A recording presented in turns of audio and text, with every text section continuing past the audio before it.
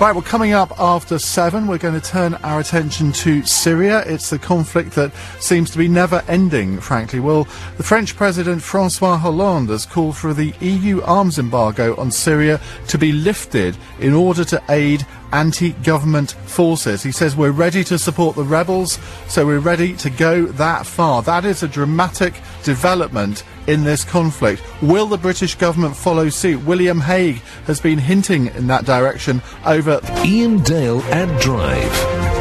5 minutes past 7 here on LBC 97.3. It's been an incredibly busy show so far. Thank you very much indeed for joining us, and particularly if you phoned in. Hundreds of you have phoned in. Apologies to all of you whose calls we couldn't get to over the last 3 hours, but we have an hour to go. And we're going to be talking about Syria because it's become, I think, one of the big political stories in the news agenda. Ian Dale at Drive. Now, France and Britain are ready to arm rebels in Syria, even without full support from the European Union, French Foreign Minister Laurent Fabius said today. UK government sources said that no decision has been taken to seek the lifting of the EU arms embargo on Syria, but they stressed that all options remain on the table. Well, French President François Hollande is not so reticent. This is what he said today at the EU summit in Brussels. We are ready to support the rebels, so we're ready to go that far. He told reporters that France and the UK agreed on the issue, but other countries would have to be convinced. Now, Russia, which is obviously not in the EU and is one of Syria's principal allies, has absolutely opposed any arming of Syria's opposition. So it's going to be very interesting to see how this pans out at this EU summit, because President Hollande and David Cameron say they're going to try and raise the issue with other EU leaders on Friday. But it's very difficult to see countries like Germany, Sweden, actually agreeing to lift an arms embargo. But is it fair that the Syrian government can actually get arms from all sorts of sources, particularly from Russia, and yet the rebels can't? 0845 6060 973. What do you think it would mean for the conflict if France and Britain did agree to supply arms to the rebels? Should we steer well clear, or do you think we have a moral responsibility to arm the rebels? Because, of course, there's a great humanitarian tragedy developing in Syria. Lots of refugees trying to make their way to Turkey, to the Lebanon, to Jordan. Lots of 2 million children are apparently now in dire poverty in Syria. Does the international community not have a responsibility to intervene? 0845 6060 973 is the number to call. Well, with me in the studio is Charles Shoebridge, former army officer, security analyst, and former counter-terrorism intelligence officer. Now, Charles, what do you make of these latest developments? I think, first of all, the question that you've raised is obviously a very important one. The idea that Britain should arm rebels that are currently in Syria, I think, would be a very big mistake indeed, on every ground that you can possibly imagine. For example, in the realms of humanitarian issues, first of all, you've got an area which is Syria, completely awash with weapons at the moment. Many analysts have said that the Syrian rebels themselves now, increasingly, because they've been supplied weapons. They are being supplied weapons, let's not forget, by Saudi Arabia, by Qatar. Weapons are also coming in, it is believed, covertly from the Western Allies via the former Yugoslavia and so on. There have been many reports about this, but certainly they are being well armed from those Gulf states for their own agenda, which we can come on to later on. But in terms of, and also, of course, they're capturing weapons from the other side. The reason why there's a humanitarian disaster isn't because the people are being attacked by Assad, no matter how despicable he may be in many ways. The reason why there is a humanitarian disaster is because there is a war. There is a war because two sides are fighting each other. For us to arm one side, to pump weapons into an area already awash with weapons, will do nothing for the civilian population of that country. There is a military stalemate there at the moment. The route to peace and to stability and a return to normal life for these Syrian civilians, as you say, so many of them have had to flee their homes, is surely the Russian solution. We can disagree with the Russians in many, many ways, in many aspects of their foreign and especially their domestic policy. But surely, in an area like Syria, so important strategically as well for Western interests, a negotiated peace settlement that actually brings into place a ceasefire and then possibly a lasting peace is what Britain should be aiming for. And frankly, at the moment, it is not. It is militarising, it is fighting for one side, and a side in this conflict which, frankly, is not our side. Right, well, why is that? Why is the British government taking this stance? Well, a lot of people, of course, were mystified by this. Britain says that this is about, or Britain doesn't actually say, Britain implies that this is about democracy, about human rights. But let's look at the record of the rebels that Britain is hoping to arm. Repeatedly over the last, not 2 years, but certainly over the last year or so, the rebels have been condemned again and again by human rights organisations, by the United Nations, for example. Even this week, the United Nations put out a major report in which both sides of the Syrian conflict were absolutely condemned for wholesale human rights abuses, execution and torture of prisoners of civilians, using child soldiers, kidnappings, and for example, endangering civilians by basing themselves in civilian areas. This is just the rebels. But, of course, in this consideration, we don't have to say, well, actually, they're both as bad as each other, because that seems to be the UN picture and everybody else's picture. We're only thinking about arming one of those sides. So it's only one side that we have to consider. Why would we be arming groups that are committing these horrific human rights abuses? And from what all the evidence on the ground actually shows, irrespective of what their leaders who don't actually live in Syria say, these rebels seem to have, in general, an agenda which is largely Islamist-driven and which has very little to do with human rights or to do with the rule of law or to do with secular democracy. Well, but if you're right, it is inexplicable as to why the British government should be going down this road. Surely they must know something that you and I don't. It is inexplicable, I think, unless you think of the bigger game of international politics. We need to look at who are already backing these rebels and who has something to gain and to lose from the situation that has been created and is being created. If we think of the British government and the French government's view, and indeed the US government, but to a lesser degree view, that the rebels will bring some kind of secular democracy to Syria, why on earth are their chief backers, Saudi Arabia, Qatar? These are extremist Sunni dictatorships, for want of a better word. In our media, they're called monarchies, for sure, but they are dictatorships, the same as Assad is a dictator in Syria. One is called a dictator, probably because he's not on the west side. Saudi Arabia, Qatar are called monarchies in our media, but they're dictatorships, and very repressive dictatorships indeed. You need to look at the general picture, the bigger picture of the Middle East, which is a conflict which has been going on for some time between different sects of Islam. One is Sunni, another is Shia. President Assad, for his sins, has been born a Shia. He runs a country which is predominantly Sunni. When you look at the rebellion is predominantly Sunni. In fact, it is almost entirely a Sunni rebellion. And many people are coming to realise that this conflict in Syria, this rebellion, is not about establishing democracy, it is not establishing human rights and so on, although everybody knows they need to be established in Syria. It is about replacing the Shia power, the Shia, S-H-I-A, Shia power that President Assad wields, notwithstanding that actually many senior officers in his government and in his army and indeed his wife are themselves Sunni, because it is largely a secular state in Syria. But when you look at who is backing these rebels, these two, the Saudis, Qatar and other Gulf countries, these are overwhelmingly Sunni states. And this is what the realpolitik, the mechanisms here are about. And when you look at when Britain insists that Syria should have democracy and human rights, quite rightly so, but it doesn't to the same degree make the same insistence to countries like Saudi Arabia, Qatar, Sunni states, which the British government, I'm sure, would say, incidentally, are also extremely awash with oil and are extremely prevalent in placing very large arms and other orders with the United Kingdom. So there's a much bigger picture to it than what we see on our TV screens, I'm sure. Well, Charles, let's bring a Syrian voice into the conversation. We're joined by Ribal Al Assad from the Organisation for Democracy and Freedom in Syria. And I gather you're also a cousin of Bashar al-Assad. Yes, good evening. Good evening to you. Now, evening, Charles has been explaining why we shouldn't be agreeing with the French to arm the Syrian rebels. Now, you take a very different view. Yes, actually, no. I think we shouldn't arm anyone. We shouldn't arm any sides, because I've been calling from the beginning that the only solution is a political solution. We cannot arm any sides today, because first of all, we have to know who the Free Syrian Army or who the Supreme Military Council, what is it made of.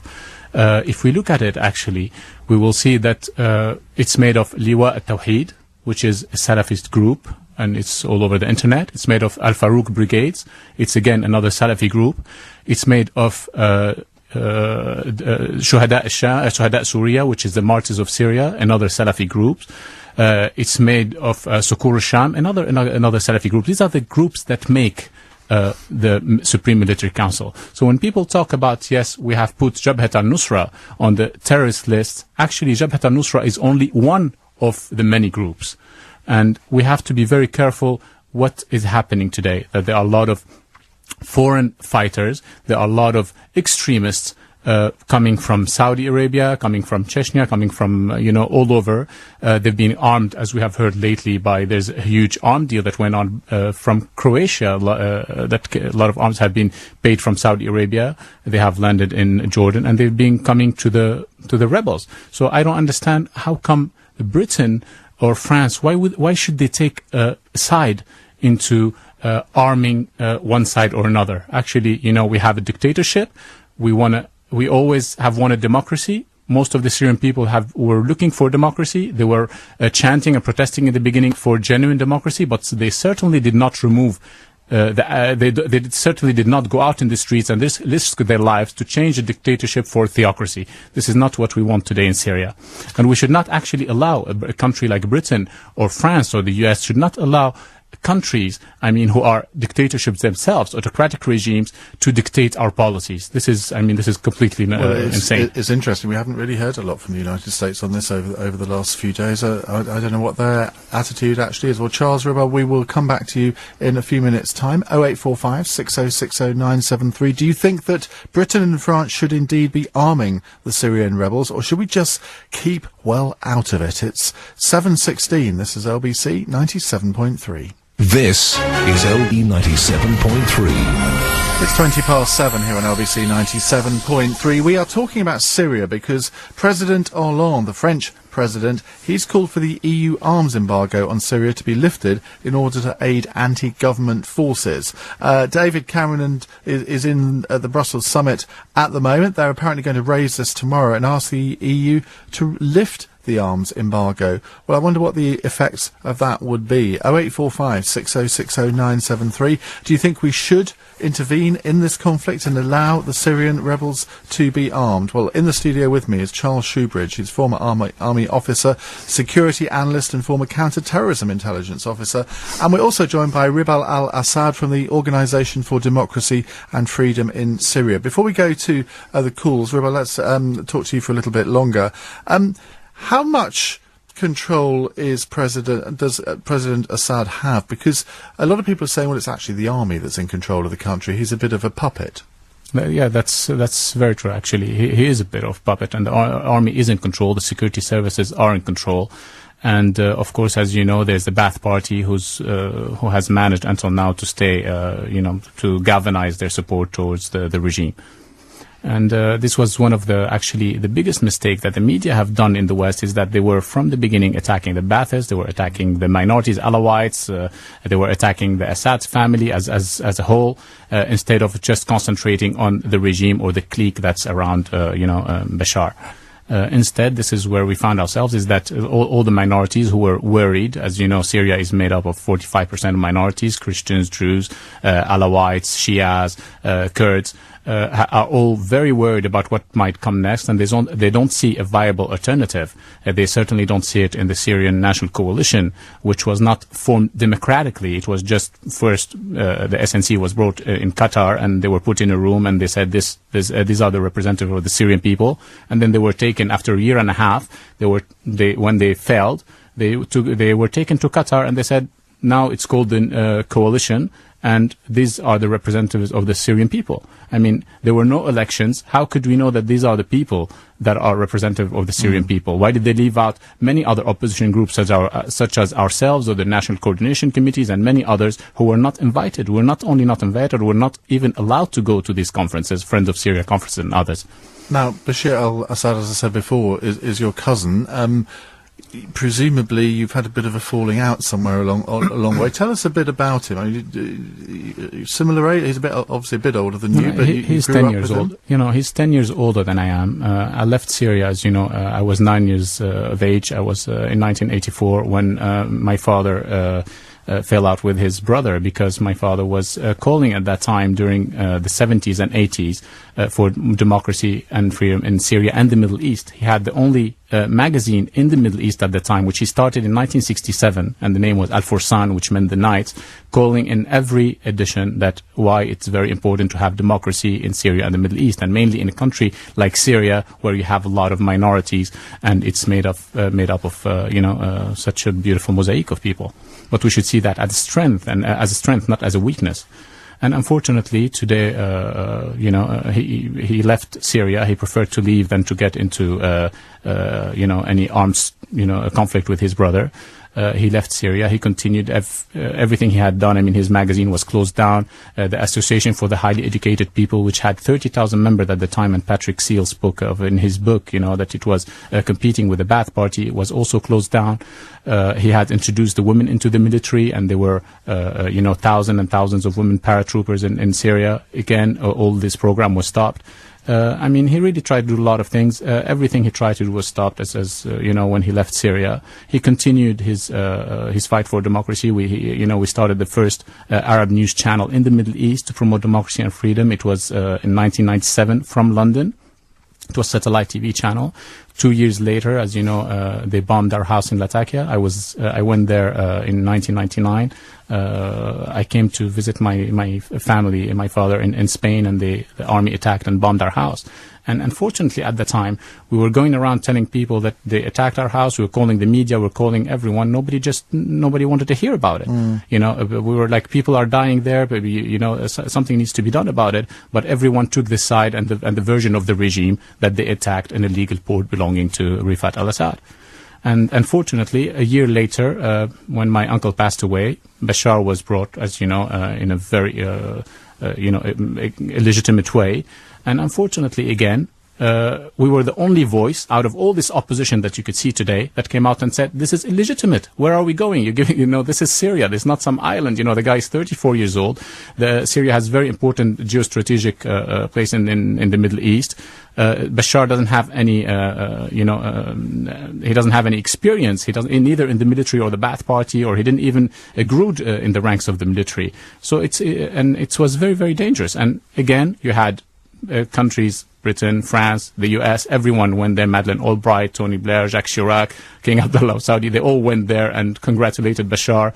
Well, he was seen as a bit of a Westerner. He was educated in this country, has a British wife. Of course, he stayed. When you live a year in a country, that doesn't make you British educated. That's first where you have to. Was he only here for a year? Yes. I thought didn't he work in a hospital as well? That again, it's the propaganda that they made. Actually, the image that he has today, it was made by the West. It wasn't made by anyone else. Bashar studied abroad. Bashar, the British educated. Bashar, the Westerner. This doesn't make someone British educated. You know very well that there are a lot of people who have been living here for 10 years and 30 years. I stand corrected. Right, let's take a couple of calls. Steve is in Camden. Hello, Steve. Hi, good evening.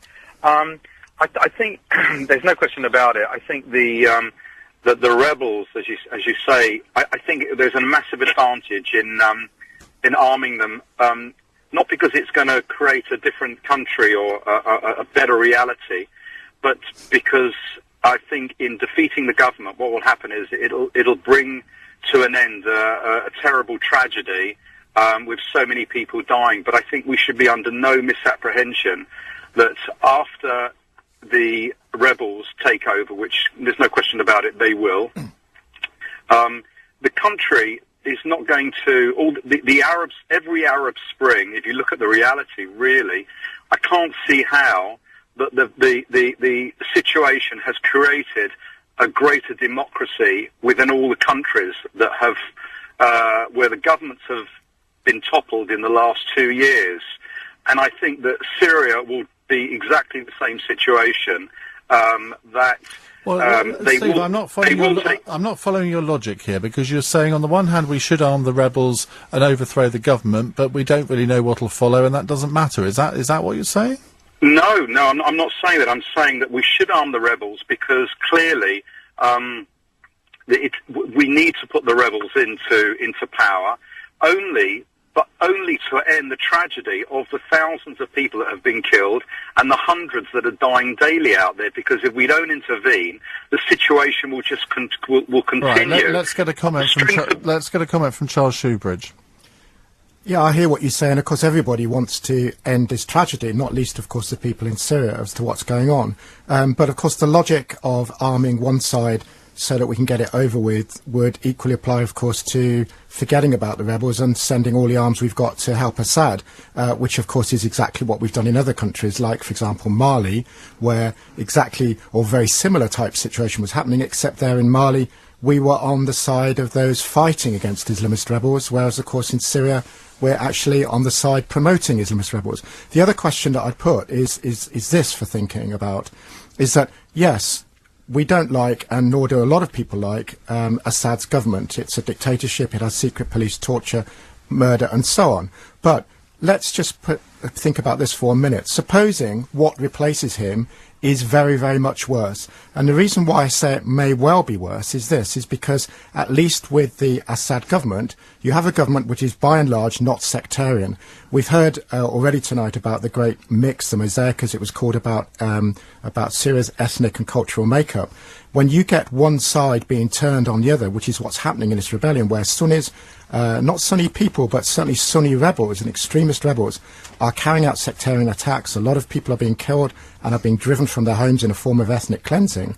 Then if you put that on a national scale, as may well happen, you will get a catastrophe that makes the current situation really look like a playground, and clearly it isn't. Ribal, a quick word from you. Yes, also, I think that's also insane what's being said about arming the rebels, because I think it's been 2 years, and I hope that people could watch from YouTube and from the TVs what's been going on in Syria, and they could see that there's enough arms in Syria, because obviously the country has been completely destroyed. Aleppo has been destroyed.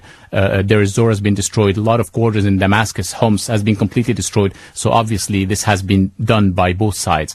There has been nearly 90,000 dead until now. And again, this has been done by both sides. We could see videos on the internet of people, how they are committing sectarian fights. And let's not forget also that today it has become, this whole issue has become a regional issue. It has become a sectarian issue in the whole region. We have the regime in Syria is not like Libya. The regime in Syria is supported by Iran, by Iraq, as we have seen lately, Prime Minister Nouri al-Maliki, saying we have to be very careful about those people taking over the regime, because we will have the same thing, a sectarian war going in Iraq. We have seen also tensions between the Free Syrian Army and Hezbollah in Lebanon. So this is going to drag the whole region into regional war, and this would have been again, warning. We'll expand on that in just a second. Ribal, Charles, stay with us. You're listening to LBC 97.3 at 7:31.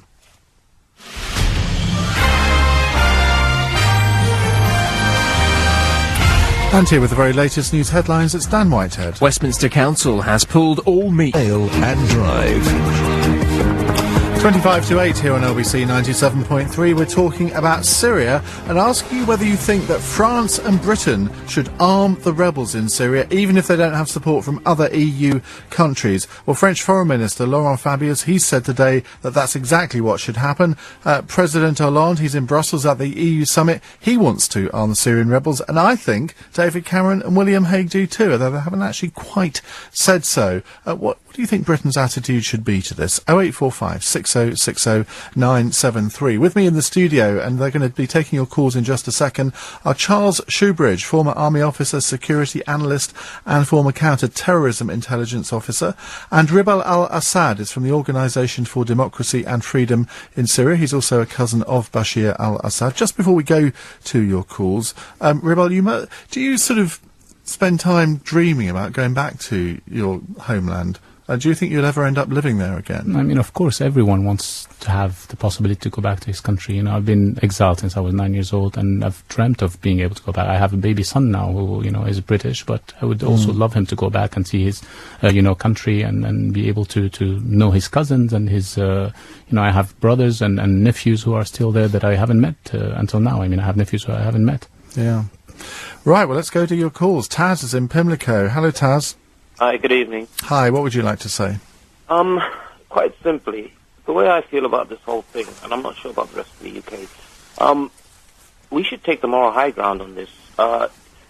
In the 70s and 80s, we were seen to help other dictatorships or things that were considered to be wrong according to our Western principles.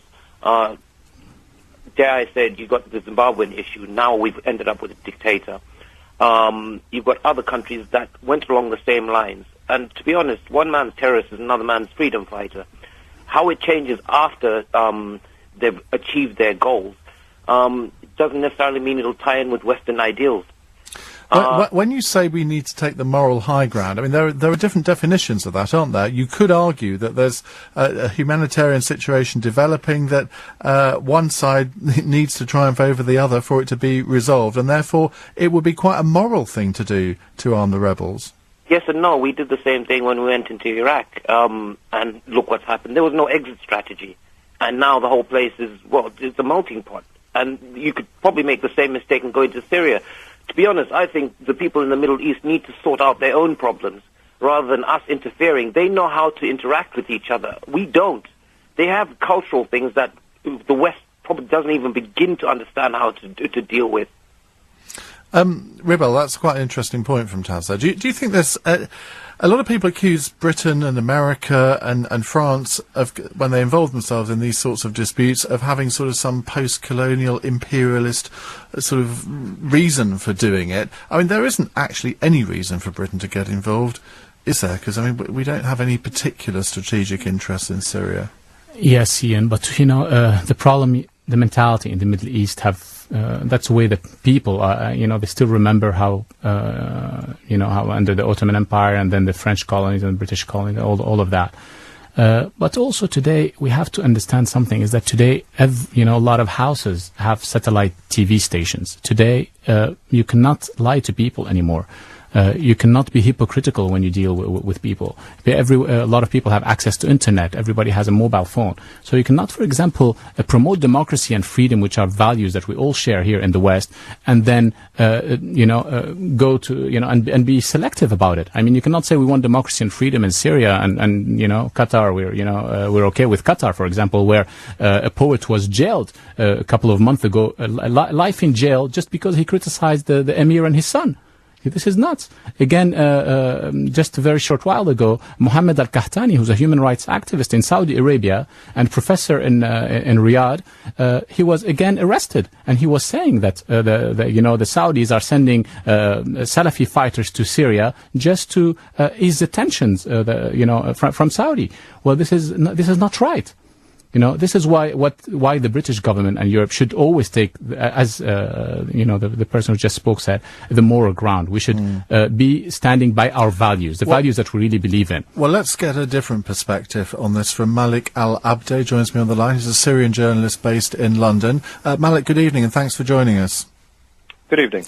Do you think we should be arming the rebels? I think Britain should be arming the rebels because that's really the only sort of effective way to end this conflict reasonably quickly. Even though we don't really know who they are?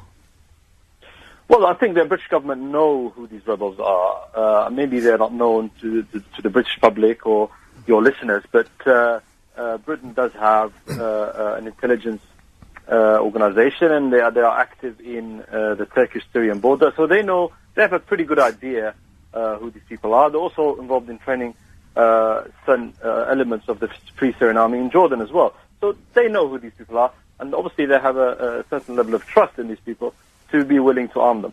There's a problem with that, though, isn't there? And that is that, for example, this week the head of the Joint Services of U.S. Intelligence presented a report to Congress, which, of course, has been put together in, if you like, liaison with British and other intelligence services around the world. And that concludes that not only has the Arab Spring in general caused instabilities, caused chaos, caused sectarian conflict, and the rise of extremism and a problematic effect for US relations with those countries, but that in specifically speaking about Syria, that Al-Qaeda-linked groups, certainly very Islamist and extremist groups, are not just taking part in this rebellion, but are actually dominating it. They are the main part of this rebellion. And of course, ironically, and it is ironic in a way, one of the main reasons why the British government, like talking about Haig and Cameron, have said that we should be arming these rebels, is actually we should be arming rebels who are moderate rebels, and I say that in inverted commas, to combat these extremist rebels. Malik. Well, I mean, look, we could either, I mean, the UK, France, and the US could either turn their back on the huge social movement that's happening in the Arab world as a whole, known as the Arab Spring. Tunisia, Libya, Egypt, Syria, of course, and Yemen. There is a huge movement for change in these countries. Now, the West could either turn its back on these movements and say we want nothing to do with it, and we'd rather stick with the old dictators, or they could actually try to influence the new governments that will emerge in these countries and try to temper their action. Now, so far that's worked reasonably well in Libya, and also, of course, the Prime Minister visited Egypt to have influence over the Muslim Brotherhood president there. So the West, I think, has to engage with these Arab Spring revolutions rather than simply to say, well, this is only going to lead to Al-Qaeda taking over, because it's a self-fulfilling prophecy. If you just turn your back and say, well, they're all extremists, we want nothing to do with them, well, eventually the extremists will they will take over. Malik, I'm just going to bring Ribal Al Assad into the conversation. We'll come back to you in a second. Yes, Ian. Sorry, I disagree here with Malik Al-Abdi, and this is actually one more reason why we shouldn't arm the rebels in Syria, is that first of all, we have seen exactly what went on in Egypt and what went on in Tunisia and what went on in Libya, and how those countries are suffering today from those Islamists that took over. We have seen all the demonstrations that are going down, all the people that have been deceived by what they thought was going to be an Arab Spring where they were going to get genuine democracies, and instead we got Morsi in Egypt, where everybody's calling the new pharaoh. And also, I would like to quote the American Secretary of Justice, who is currently visiting the region, and who says that the majority of the element of the Free Syrian Army are following the Al-Qaeda ideology. So, I think the Justice Secretary of the United States knows very well what he's talking about, and we could see a lot of people today in the media and in many governments who know very well who are the elements of the Free Syrian Army and of the Supreme Council. Malik, a quick response from you? Well, I mean, very quickly, look, I mean, the revolution in Syria started peacefully, we all know this. It went on for about a year, largely a peaceful revolution, and it was the violent turn happened because Bashar al-Assad, your guest's cousin, actually, Bashar al-Assad doesn't want to give his people any sort of democratic rights. He refuses the principle of there being free and fair elections in the country, and that's why we have reached this position. Actually, Bashar al-Assad bears primary responsibility for the civil war that's unfolding in the country, and he definitely has to go. Now, I believe that ultimately there will have to be negotiations, not between necessarily the opposition and Bashar al-Assad, the president, but between the different social forces that make up Syria. And you will need to agree on a new constitution and a new way to coexist with each other. But I simply don't see how Bashar al-Assad can be part of future Syria. I just don't see it. Okay, Malik, thank you very much indeed. That's Malik Al-Abdi, Syrian journalist based in London. We'll come straight to your calls just as soon as we can after the travel. 0845 6060... I'll say that again. 0845 6060 973. Put my teeth back in. It's 7:46. And in the LBC 97.3 Travel Centre, here's Adam Moore. Thanks very much, Ian. First to the roads, Fulham Broad 97.3. And it's 11 minutes to 8 here on LBC 97.3. We're talking about Syria. Charles Shoebridge and Ribal Al Assad are still with me. We're going to go straight to your calls. 0845 6060 973. Should we be arming the Syrian rebels? It seems that that's what the French President and the British Prime Minister intend to do. Riz is in Hounslow. Hello, Riz. Hi, Ian.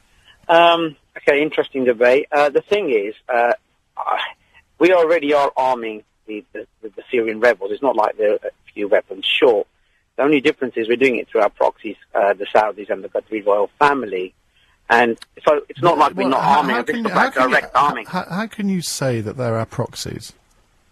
Well, the thing is, it's true. The Syrian uprising is actually it's a coup that we're creating. I mean, one of the comments I made, there's 90,000 dead. They're not 90,000 dead just purely because of the Syrian government. There's 90,000 dead because the FSA has been killing the Syrian people. And not only that, if you look at how this actually all started, the FSA, or the sort of troublemakers, already started attacking the Syrian army while they was going through the peaceful demonstration. And if you go back in the history of this, you will find out that it's our proxy through the Qatar royal family and the Saudi royal family that we have been creating. Right, let's bring in Charles Shoebridge on this, because I think it's important that we get to the bottom of this. I think you make some very good points there, although arguably, of course, and I'm sure it won't necessarily go against your line of argument, many people would argue that in a Syrian-type situation, in fact, it is Britain and France who are Saudi Arabia and Qatar's proxies, because we are the people who are then doing their bidding to fight their war by providing arms and so on for their chosen side, for their own particular purposes in this situation. What are their purposes? Their purposes are to promote their own brand of Sunni extreme Islam, and they also, of course, want to emasculate, to weaken, and if possible, even partition a country like Syria, because it is an ally of Iran, and of course, it's in that context that it dovetails with the foreign policies of Israel, France, and Britain and the US. And that is probably the real reason why we are backing these people, because it will destroy Syria. It's not about democracy, it is about the bigger game of actually isolating and getting Iran. Let me just give you the figures, actually, because I have these figures. In terms of casualties, the UN's latest figures are around 70,000 dead. And it's an interesting point you make, because very often when you hear, for example, British politicians speaking, they blame it all as if the army has carried out all these killings. The figures are something like 15,000 soldiers and security forces have died. Something like 10,000 rebels have died, and about 45,000 civilians have died, split between both sides. Riz, very quick response from you. Yeah, no, I find that interesting, but I think he's got how he's thinking about it slightly wrong, because the thing is, ultimately, the vested interest is Iran. I do know that. And all the Syrians that are, like, I've got very good Syrian friends, and I speak to them on the phone, not on a daily basis, but I was before it all started up, and a little bit afterwards as well, because they're obviously afraid of people obviously tapping into the cause.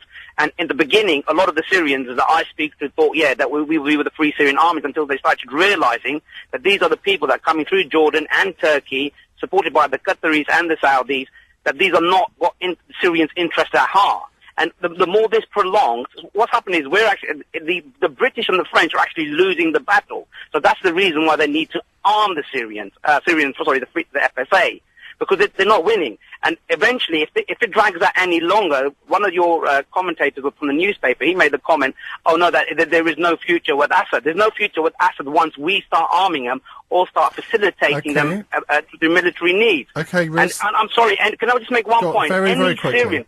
Any Syrian that's living abroad that allows NATO or UK or France to attack using depleted uranium in Syria is a traitor to their nation. And this is the same thing as the Libyans have done.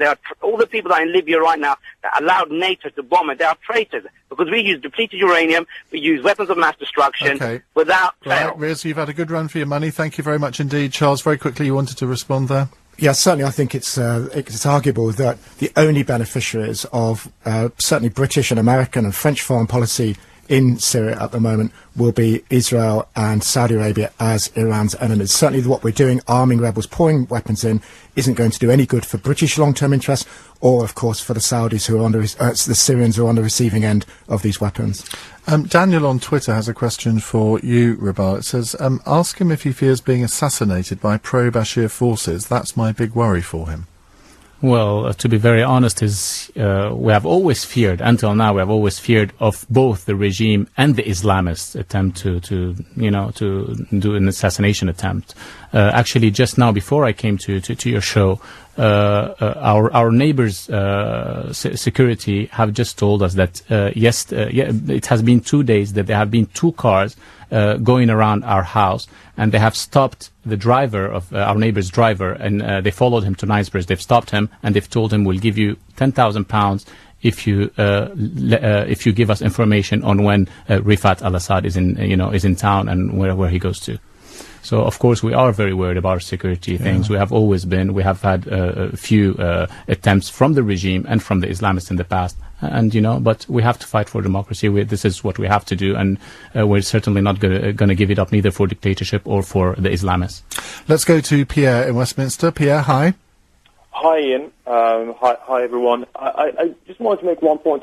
One of the previous callers made a point which I thought was completely wrong around Libya, and hailing Libya as actually an example of something that worked well.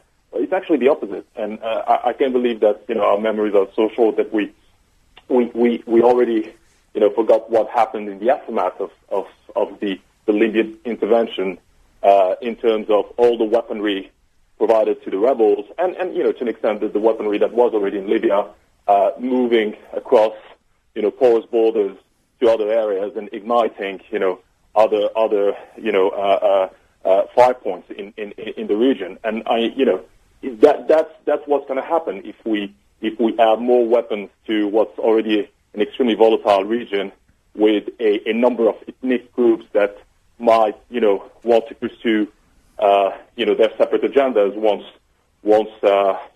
let's say the dictator is toppled, and that's really my worry there. Well, Charles Shoebridge, we look back at Libya. David Cameron, President Sarkozy, viewed as a triumph at the time. We don't actually hear much about Libya now. What's happened since Gaddafi was toppled? If you're active online, you will hear, which I know you are anyway, but what people will hear a lot about Libya, it'll be from people like Human Rights Watch, from Amnesty International, from the UN, from lawyers groups, from human rights activists, all complaining at what the situation there is. It's also from intelligence assessments, as your previous caller indicated. So, for example, a lot of people don't know here that US drones are already routinely flying over Libya. The terrorist threat there has become so great.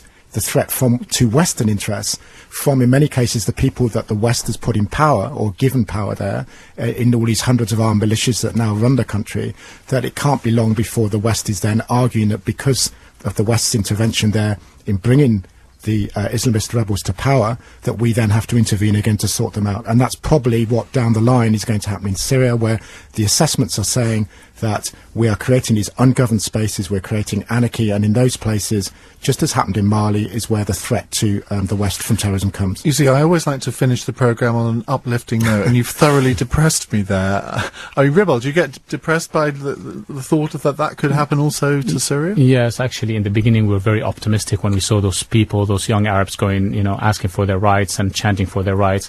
But then when, it got hijacked by the Islamists, you have interest, as you know, Saudi Arabia and Qatar started competing even between each other. The Qataris arming the Islamist Muslim Brotherhood, the Saudis arming the Salafist jihadists, Wahhabis. So we started, there's an arms race between them as who's going to control what after the Arab Spring. And we have seen, the results in Egypt, we have seen the results in Libya, and we have seen the results in Tunisia. Unfortunately, this is where the West has not intervened and has not supported, the real, democratic forces who are on the ground. Ernie says we should keep out of Syria and we should not arm the rebels. Have we learned nothing? Someone else says England always has to have a say in other countries' wars. Why? We'll leave that